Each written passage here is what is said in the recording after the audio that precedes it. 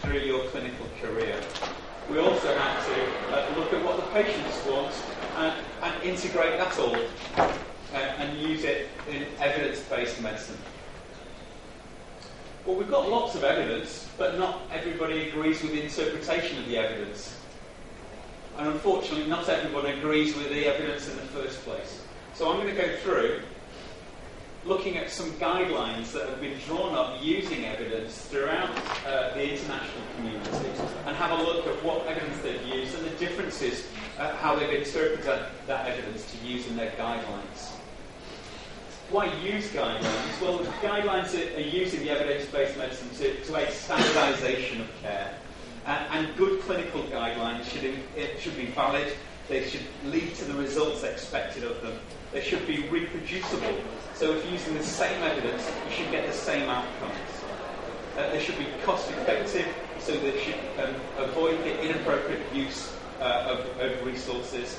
They should be representative and multidisciplinary, bring in the different specialities and everything that they can offer. We should apply them clinically to the correct population, so the right patients are getting the right treatment. They should be flexible, so they're not rigid. You've got some flexibility within the guidelines because not every patient is exactly the same as the others. They need to be clear and understandable. We need to update them regularly, and they should be amenable to audit. So we should be able to see whether we're using them correctly and who is using them. So the ones that I've looked at are easily accessible on the web, a variety. So the NICE guidelines, that's the National Institute of Clinical Excellence, they're used in England and Wales within the NHS.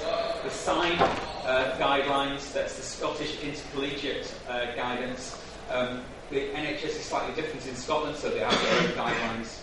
Obviously the NCCN, these are the most well-known ones, the ones in the USA. Australia have their own, but unfortunately they're inaccessible on the web now.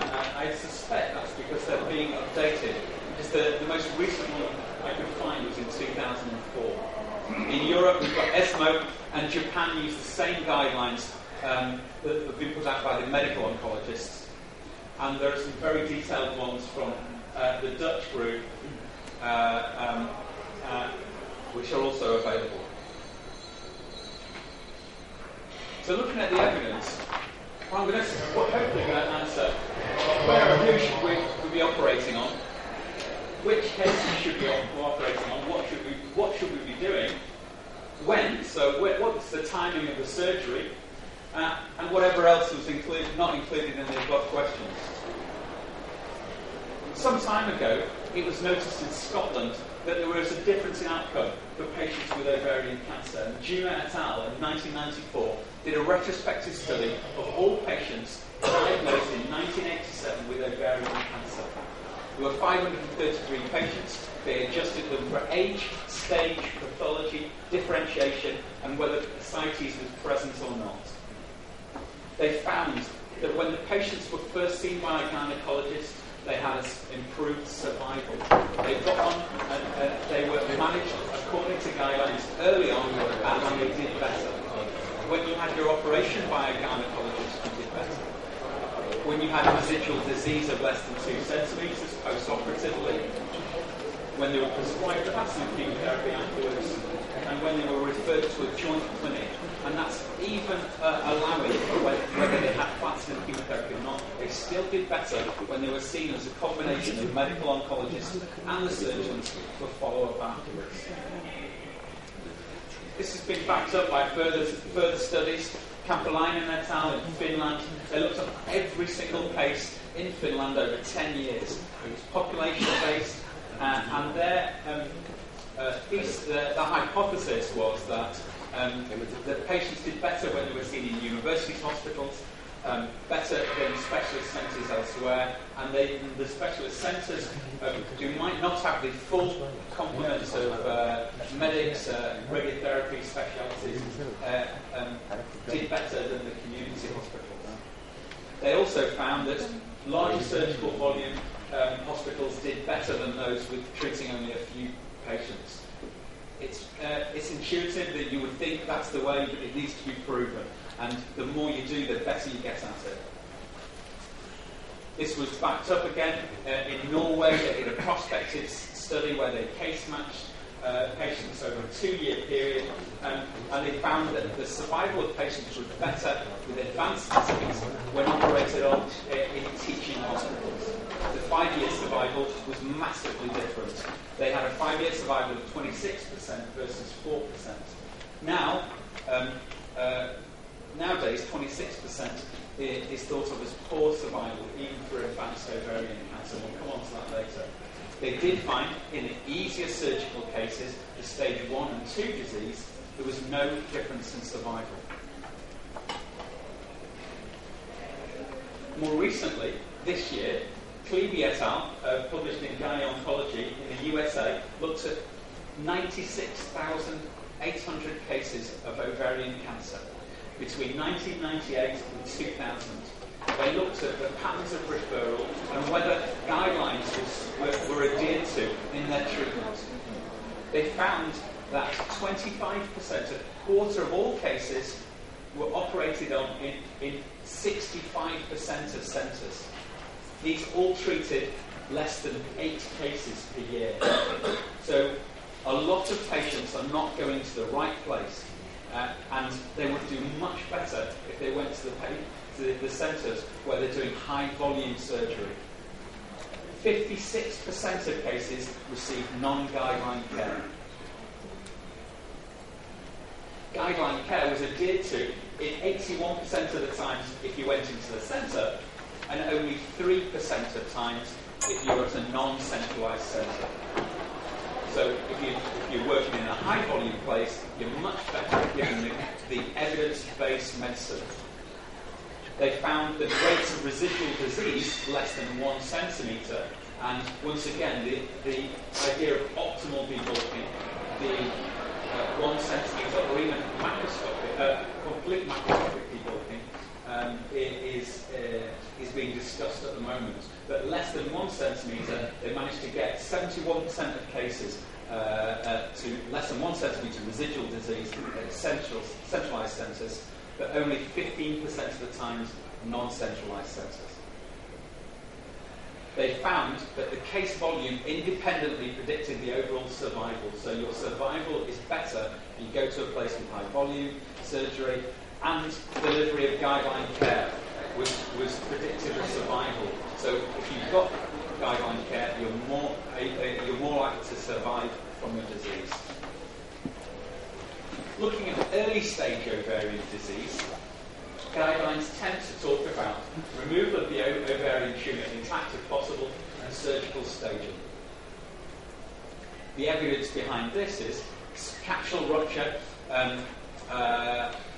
looked at by Klaus Trope in Norway. They looked at all cases between 2002 and 2004 throughout the whole country with stage 1 disease and looked at a 5-year follow-up. They found that if you ruptured the capsule, you'd have a 79% 5-year survival. All very similar to stage 1C, where the surface of the ovary is already affected. Whereas if you got it out intact, whether you had bilateral disease or unilateral disease, you had a 10% better 5-year survival. So the evidence is there that if you can get it out intact, that's the way to do it. Looking at the staging, it becomes a bit more different between the different guidelines. All of the guidelines that I spoke about earlier do have recommendations in staging, but not a lot of them have the evidence behind that. Most of them would require you to perform a midline laparotomy, assess the abdomen and pelvis, do a total abdominal hysterectomy, bilateral salpingo-hysterectomy, infracolicomantectomy, biopsy peritoneal deposits, and random biopsies of pelvic and abdominal peritoneum. Then they perform a retroperitoneal lymph node assessment. The peritoneal biopsies, there is no evidence about how many biopsies, where you should biopsy, although a lot of them make a judgment about doing that. So the Dutch guidelines say that you should be biopsying everything that the ochre is adherent to, any suspect locations such as adhesions or possible deposits, but also randomly biopsying the peritoneum in the pouch of Douglas, the bladder peritoneum, pelvic side walls, parabolic gutters, and the right diaphragm. Once again, no evidence about your pickup rate of microscopic disease or why they say that. ESMO also says that if you suspect mucinous disease, you should perform an appendectomy, but they don't quote any evidence again. Good staging, however, will upstage approximately 22% of patients that are apparently early stage if you don't perform the correct staging. These patients will therefore miss out on recommended chemotherapy post-operatively. Going back to the lymphadenectomy, and this is a bone of contention throughout the different guidelines about what extent a lymphadenectomy should take, whether it should be block dissection, whether it should be random sampling, or whether it should be sampling of enlarged nodes and assessing clinically whether there are any enlarged nodes. Cass et al. In Gynecology 2001 were advocates of complete and thorough retroperitoneal lymphadenectomies from paraortic down into the pelvis. They looked at 96 patients with great blue tumours. 15% of these had microscopically positive nodes. 50% of those with positive nodes had positive pelvic nodes. 36 had positive paraortics only, and 14% had both pelvic and paraortic nodes. Several studies have been done since this time, all giving a fairly similar rate of node positivity. So anywhere between 5 and 14% in the early stages.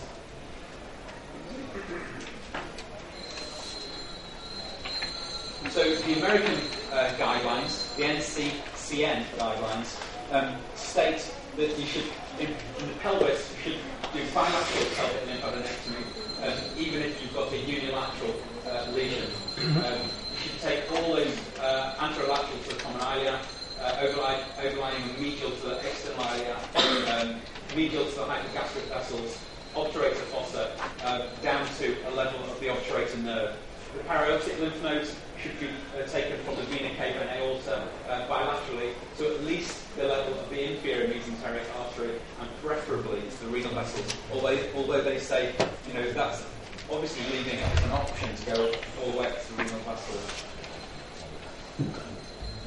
ESMO quote Maggioni et al., who were the only ones to do a prospective randomized trial of lymphadenectomies when the disease is confined to the pelvis.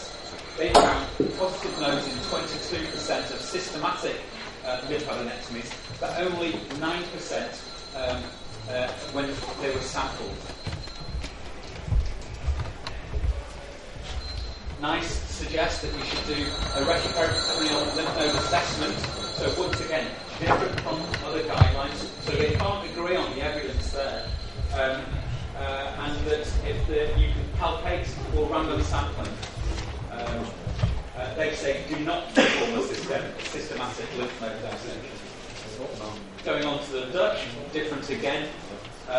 They say that lymph node sampling should consist of a resection of at least 10 nodes. And they quote that your 3.9 times more frequently find lymph node metastasis if you take 10 nodes rather than removal of 1 to 5. And they say that 10 nodes is the minimum you need. However, even they note that there's a discrepancy in the evidence because in the Maggioni trial, the prospective trial I mentioned a moment ago, the mean number of nodes they actually got out of that was only 5.5. So even in that, they didn't do a proper lymph node sampling. We've all come across the problem of the pathologist not counting the nodes, though, I'm sure. But we do need to go for a reasonable amount of tissue out to give you the best chance of picking up cells. So, surgery, what to do in your surgery is actually sometimes easier when you've got a big solitary single mass like that. You take out the mass and there's not a lot else to do apart from the staging. The problem is when you've got disseminated disease, such as in your stage 3C, with a bigger mental cake. But the mental cake itself is not often the problem. It's the multiple deposits over the serosa of the bowel, onto the spleen, onto this undersurface of the diaphragm. Nice guidance says that we should try and remove all macroscopic disease. Vergote et al. In 1995 says it should be a TAH BSO infracolicomantectomy. That results in suboptimal cytoreduction in 80% of patients with stage 3C. In advanced disease, the Mayo Clinic says that optimal debulking in 84.5% of cases performed by surgeons who performed ultra-radical surgery. But optimal debulking was only achieved in 51% of cases if you don't do this very extensive surgery. And what do we mean by ultra-radical surgery? Well, diaphragmatic stripping of the peritoneum, multiple bowel resections, liver resection, partial gastrectomy, cholecystectomy, splenectomy. Nice quotes, 2 studies, both non-randomized, both show a difference in survival if you use ultra-radical surgery. However, the major complication rate is very different. It's much higher, and perioperative mortality is much higher. So you've got to have the right setup with the right surgeons to help, and often that will be a multidisciplinary approach. Hepatobiliary surgeons, general surgeons, bowel surgeons, and gynecology surgeons. The lymphadenectomy rears its head again. What do you do a systematic lymphadenectomy after you've done your extensive debulking surgery? I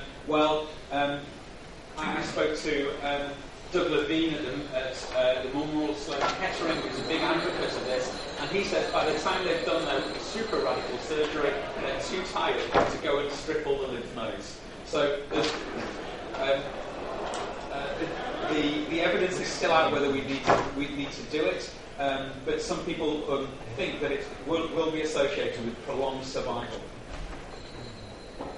When do we treat? When do we do the surgery?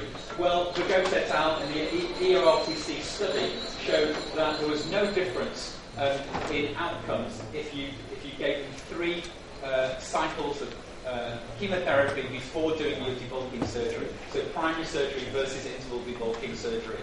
So therefore, it is justifiable for stage 4 patients to get 3 cycles of chemotherapy. Patients with poor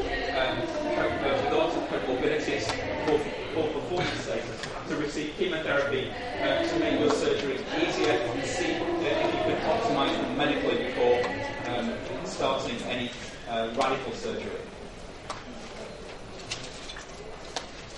And I'll just finish on fertility-sparing surgery. There is some evidence that very well-selected cases can be treated with fertility-sparing surgery with ovarian cancer. You should do a full tight staging, leaving your normal ovary in, not biopsying if it looks normal, and leaving the tube and ovary and uterus.